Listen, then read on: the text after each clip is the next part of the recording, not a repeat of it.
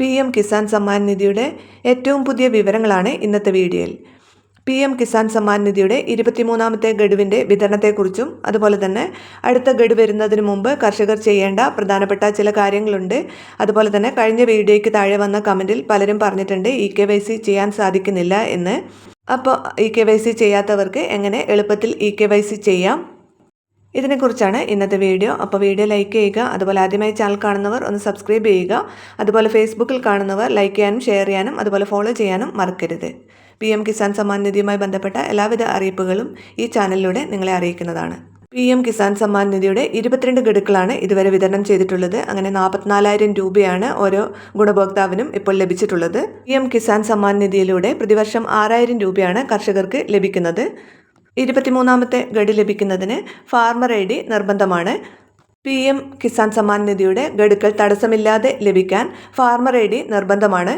അതുപോലെ പുതിയ രജിസ്ട്രേഷൻ ചെയ്യുന്നവർക്കും ഫാർമർ ID എടുത്തതിന് ശേഷമാണ് PM കിസാൻ സമ്മാൻ നിധിയിലേക്ക് അപേക്ഷ നൽകേണ്ടത്. കർഷകർക്കുള്ള ഒരു ഡിജിറ്റൽ ഐഡന്റിറ്റിയായി ഇത് കണക്കാക്കപ്പെടുന്നു.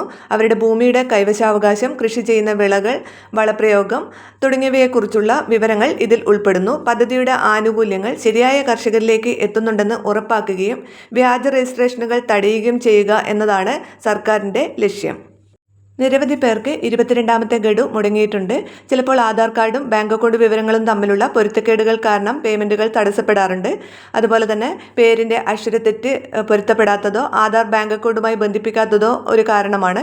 അങ്ങനെയുള്ള കർഷകർ അവരുടെ വിശദാംശങ്ങൾ ഉടനടി അപ്ഡേറ്റ് ചെയ്യണം. ഇതിനു മുമ്പുള്ള തുക മുടങ്ങിയിട്ടുള്ളവർ ലാൻഡ് സീഡിംഗ്, EKYC തുടങ്ങിയവ എസ് എന്ന് തന്നെയാണോ കാണിക്കുന്നത് എന്ന് ചെക്ക് ചെയ്യുക. സ്റ്റാറ്റസ് ചെക്ക് ചെയ്താൽ എന്തുകൊണ്ടാണ് നിങ്ങൾക്ക് തുക ലഭിക്കാതിരുന്നത് എന്ന് നിങ്ങൾക്ക് മനസ്സിലാകും. ഇനി പറയാനുള്ളത് EKYC എങ്ങനെ ചെയ്യാം എന്നുള്ളതാണ്. അതുപോലെ തന്നെ PM കിസാൻ സമ്മാൻ നിധിയുടെ 23ാമത്തെ ഗഡു വിതരണം ജൂൺ അവസാന വാരത്തിലോ ജൂലൈ ആദ്യ വാരത്തിലോ ഉണ്ടാകുമെന്നാണ് ഏറ്റവും പുതിയ റിപ്പോർട്ടുകൾ സൂചിപ്പിക്കുന്നത്.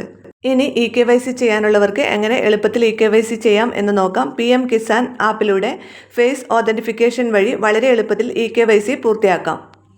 ഇതിനായി പ്ലേ സ്റ്റോറിൽ നിന്ന് PM Kisan GOI mobile app download ചെയ്തെടുക്കുക. അതിനോടൊപ്പം തന്നെ ആധാർ ഫേസ് ID ആപ്പും കൂടി ഡൗൺലോഡ് ചെയ്തെടുക്കുക. എങ്കിൽ മാത്രമേ ഫേസ് സ്കാനിംഗ് നടക്കൂ. ഇതിനായി ആധാർ നമ്പറും അതുപോലെ തന്നെ ലിങ്ക് ചെയ്ത മൊബൈൽ നമ്പറും ആവശ്യമാണ്. ഇത് കേന്ദ്ര സർക്കാരിൻ്റെ ഔദ്യോഗിക ആപ്പാണ്. GOL എന്നല്ല, GOI എന്നാണ്. EKYC ചെയ്യാൻ PM Kisan GOI app download ചെയ്തതിന് ശേഷം അത് ഓപ്പൺ ചെയ്യുക. അതിൻ്റെ ഫസ്റ്റ് പേജിൽ നെക്സ്റ്റ് എന്ന് കാണാം. ആ നെക്സ്റ്റ് എന്നതിൽ ക്ലിക്ക് ചെയ്യുമ്പോൾ അടുത്ത പേജ് വരും. ആ പേജിലുള്ളത് ഇത്രയുമാണ്: ന്യൂ ഫാർമർ രജിസ്ട്രേഷൻ, അതിന് താഴെ അപ്ഡേറ്റ് മൊബൈൽ നമ്പർ, അതിന് താഴെ ലോഗിൻ എന്ന് കാണാം. ലോഗിനിൽ ക്ലിക്ക് ചെയ്യുക. അടുത്ത പേജിൽ ലോഗിൻ ടൈപ്പ് എന്ന് കാണാം. അതിന് താഴെ സെലക്ട്. ഈ രണ്ട് കാര്യങ്ങളാണ് അടുത്ത പേജിലുള്ളത്. അതിൽ സെലക്ട് എൻ്റെ സൈഡിലത്തെ ഐക്കണിൽ ക്ലിക്ക് ചെയ്യുമ്പോൾ താഴെ state official, beneficiary, external users, village officer, ഇങ്ങനെ 4 ഓപ്ഷൻ കാണാം. ഇതിൽ ബെനിഫിഷ്യറി എന്നതിൽ ക്ലിക്ക് ചെയ്യുക. അടുത്ത പേജിൽ വരുന്നത് ലോഗിൻ ടൈപ്പ്, അതിന് താഴെ ബെനിഫിഷ്യറി എന്ന് കാണാം.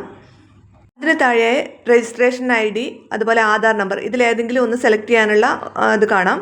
അവിടെ ആധാർ നമ്പർ സെലക്ട് ചെയ്യുക. ആധാർ നമ്പർ അതിന് താഴെ അടിച്ചു കൊടുക്കുക.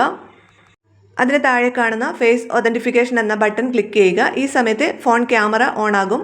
ഫോട്ടോ എടുക്കുന്ന രീതി നല്ല വെളിച്ചമുള്ള സ്ഥലത്ത് നിന്ന് മുഖം ക്യാമറയ്ക്ക് അഭിമുഖമായി പിടിക്കുക. കണ്ണുകൾ ചിമ്മാൻ ആവശ്യപ്പെടും. ശരിയായി സ്കാൻ ചെയ്താൽ EKYC കംപ്ലീറ്റഡ് സക്സസ്ഫുള്ളി എന്ന മെസ്സേജ് ലഭിക്കും. വ്യക്തമായി കാണുന്ന വിധത്തിൽ ക്യാമറ പിടിക്കാൻ പ്രത്യേകം ശ്രദ്ധിക്കുക. OTP ലഭിക്കാത്തവർക്കും ബയോമെട്രിക് ചെയ്യാൻ പ്രയാസമുള്ളവർക്കും ഈ രീതി എളുപ്പമാണ്. അപ്പോൾ വീഡിയോ ഷെയർ ചെയ്യാൻ മറക്കരുത്.